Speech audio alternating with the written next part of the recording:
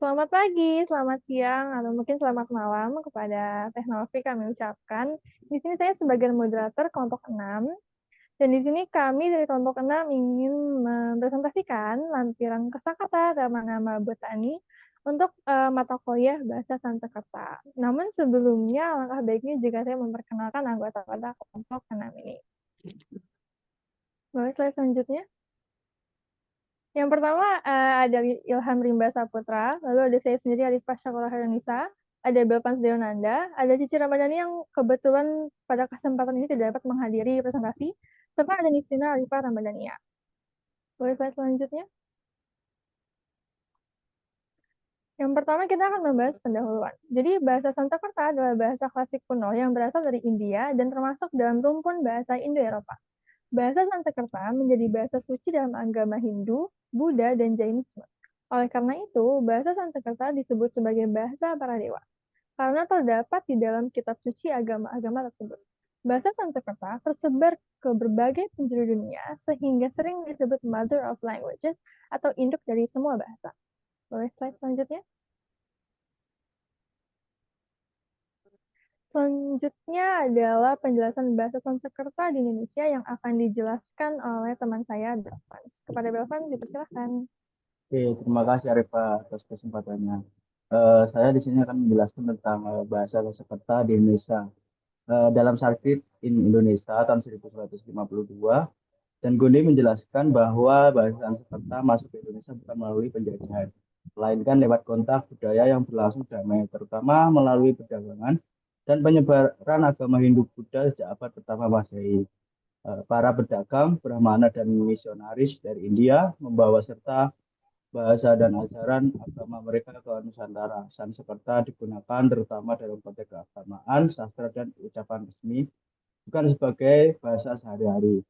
Bunda mencatat bahwa penggunaan Sanskerta di Indonesia bersifat adaptif, yaitu masyarakat setempat mencampurkannya dengan bahasa lokal seperti Jawa kuno dan tidak selalu mengikuti tata bahasa Sanskerta klasik. Meski demikian, Sanskerta memiliki nilai simbolik yang tinggi sebagai bahasa sakral dan prestisius, sering dipakai dalam prasasti untuk menunjukkan kekuasaan dan legitimasi spiritual penguasa. Oke. Selanjutnya yaitu pengertian tentang botani. Botani sebagai cabang ilmu biologi mempelajari hubungan manusia dengan tumbuhan dan lingkungannya. Menurut Surya Dharma tahun 2008 halaman 19. Dalam konteks budaya, Indonesia, perkembangan botani tidak hanya bersifat ilmiah, melainkan juga syarat akan pengaruh linguistik dan budaya dari India, khususnya melalui bahasa Sanskerta. Banyak nama-nama tumbuhan yang digunakan di Nusantara saat ini. Melalui akar kata dari Sanskerta yang dibawa lewat jalur sastra, agama Hindu-Buddha, dan perdagangan. Oke, next. Sekarang menuju ke hasil dan pembahasan. Selanjutnya itu pengelompokan nama tumbuhan dan jenisnya. Kami mengelompokkan tumbuhan berdasarkan jenisnya, yaitu yang pertama itu tumbuhan air dan bunga, yang kedua buah-buahan, yang ketiga rempah-rempahan dan warna, yang keempat yaitu biji-bijian, yang terakhir atau yang kelima yaitu jenis lainnya. Oke, next. Ya, selanjutnya adalah penjelasan nama-nama kosakata kosakata botani yang akan dijelaskan oleh Nistina. Jenis yang pertama saya akan menjelaskan tumbuhan air dan bunga. Yang pertama nama ilmiahnya Nelumbium speciosum atau nama umumnya teratai dan berasal dari Padma yang berasal dari Ogham Melayu dan Sunda. Dari katanya sendiri berasal dari kata Padma.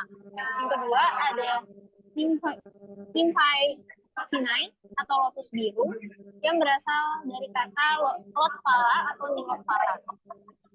Yang ketiga adalah Pedicium coronarium atau bunga ganda suli yang berasal dari kata ganda soli atau ganda suli yang berasal dari kata Jawa, Sunda, Melayu, dan Bali. Sanskertanya sendiri berasal dari kata ganda. Boleh next slide. Yang berikutnya ada syarat Saraka indica atau bunga kota yang berasal dari kata asoka atau sota yang berasal dari kata Jawa atau Old Japanese yang bahasa Sanskertanya sendiri berasal dari kata asoka. Berikutnya ada Mesua Perea atau bunga naga puspa yang berasal dari kata naga puspa atau nagasari yang berasal dari kata Japanese, Sunda, Bali, dan Melayu. Sanskertanya sendiri berasal dari kata naga puspa. Yang terakhir ada Disocastus angguliger atau bunga wijaya kusuma berasal dari kata wijaya kusuma atau yang berasal dari kata Jawa, dan Sanskertanya sendiri berasal dari kata Jaya ditambah kusuma. Boleh next slide. Yang terakhir dari tumbuhan air dan bunga ada Declinum grandiflorum atau bunga melati yang berasal dari kata melati yang berasal dari kata Jawa, Melayu, dan Sunda. Sanskertanya sendiri berasal dari kata malati. Boleh next slide.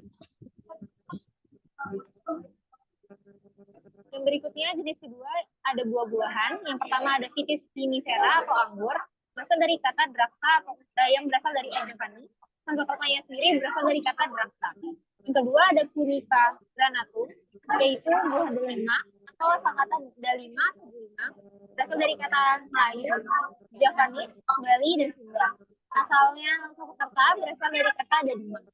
Yang ketiga ada pohon Eugenia jambulana atau jambu yang berasal dari kata jambu dari Javanese, Bali, Dayak, Bugis, ataupun Sulawesi. Kata-kata Sanskerta sendiri berasal dari jambu. Boleh next slide. Yang berikutnya ada jenis ketiga yaitu tanaman pewarna dan rempah. Yang pertama ada Cartamus tinctorius atau biji kasturi berasal dari kata kusumba atau kasumba yang berasal dari kata Jawa, Bali, Sunda, ataupun Melayu. Asalnya dari kata adalah kusumba. Yang kedua ada Indigo crassintoria atau tanaman nila berasal dari kata nila atau sarung yang berasal dari kata Melayu ataupun Bugis, dan kata Sanskerta sendiri berasal dari kata nila. Yang ketiga ada Myristica fragrans atau pala atau tanaman pala berasal dari kata pala yang diadaptasi dari kata Melayu, Jawa, Sunda, dan Bugis. Asalnya sendiri kata yaitu dari kata pala. Boleh next slide. Oke, stop. Di jenis berikutnya atau biji-bijian ada yang pertama sorghum vulgare. Bagian saya Nisrina. Oh ya, sorry. Iya. Silakan. Oke, selanjutnya yaitu nama-nama botani. Kami mengelompokkannya ke dalam jenis biji-bijian. Yang pertama ada nama ilmiahnya adalah Sorghum vulgare. Nah, ini itu nama umumnya di Indonesia sendiri ada barley, gandum atau biji-bijian. Nah, ini tuh dimasuk ke Jawa itu dengan kata Java, kemudian asalnya juga dari bahasa Sanskerta yaitu Java. Kemudian selanjutnya adalah Triticum aestivum yaitu gandum. Nah, ini kalau orang Indonesia itu menyebutnya gandum. Ini berasal dari kata Sanskerta yaitu goduma. Kemudian ada Oryza sativa yaitu padi atau beras. Nah, bahasa Jawa kunonya beras itu adalah sali dan kemudian asalnya juga dari bahasa Sanskerta yaitu sali. Kemudian ada Phaseolus radiatius yaitu kacang hijau atau mudga. Nah, ini juga berasal dari bahasa Sanskerta yaitu mudga. Boleh next slide. Nah, kami juga mengelompokkannya ke dalam jenis-jenis lain. Tumbuhan ini ada yang digunakan untuk sebagai pakaian, ada yang bahan pangan, ada yang untuk rumah, arsitektur. Seperti contohnya yaitu yang pertama ada Gospium obtusfolium yaitu kapas. Nah, kapas itu masuk di Indonesia sebagai kapas, sudah dikenal secara umum, berasal dari bahasa Sanskerta yaitu karpasa. Kemudian ada Artocarpus intergrifolia yaitu pohon sukun. Nah, pohon sukun ini masuk ke Nusantara dalam bahasa Jawa kuno, Old Javanese dan Bugis. Ini mereka menyebut sukun adalah panasa. Asal katanya itu dari bahasa Sanskerta juga yaitu panasa atau panas. Kemudian ada Caesbania aegyptiaca yaitu pohon jati. Eh, pohon jati memang berasal dari India, dari asal katanya yaitu Jayanti. Nah, Jayanti itu masuk ke bahasa Jawa juga, kemudian Melayu, Bali, dan Sasak seperti itu. Next slide.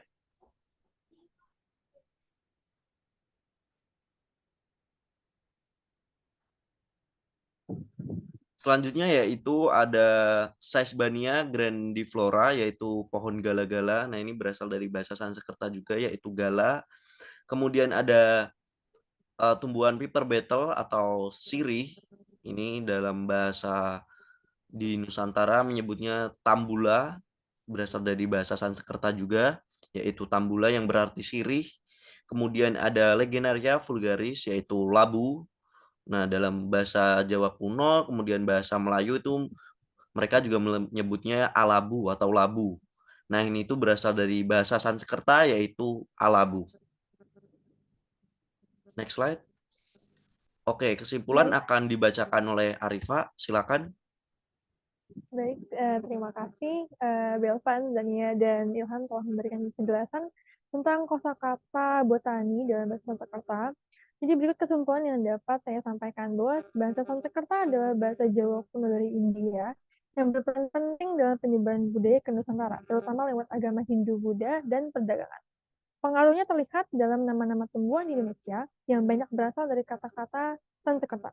Tumbuhan-tumbuhan tersebut dikelompokkan dalam beberapa kategori seperti tumbuhan air dan bunga, buah-buahan, rempah-rempah dan pewarna, biji-bijian, serta jenis lainnya. Contoh antaranya seperti patma atau teratai, draksa atau anggur, kusumba atau pewarna, dan yava atau yang disebut gandum, serta kartasa yang disebut kapas. Hal ini menunjukkan kuatnya pengaruh bahasa dan budaya India dalam kehidupan masyarakat Indonesia. Jadi terima kasih telah menyimak presentasi dari kami. Hanya berikut yang dapat kami sampaikan. Mohon maaf atas lebih dan kurangnya. Terima kasih. Selamat pagi, selamat siang, selamat malam.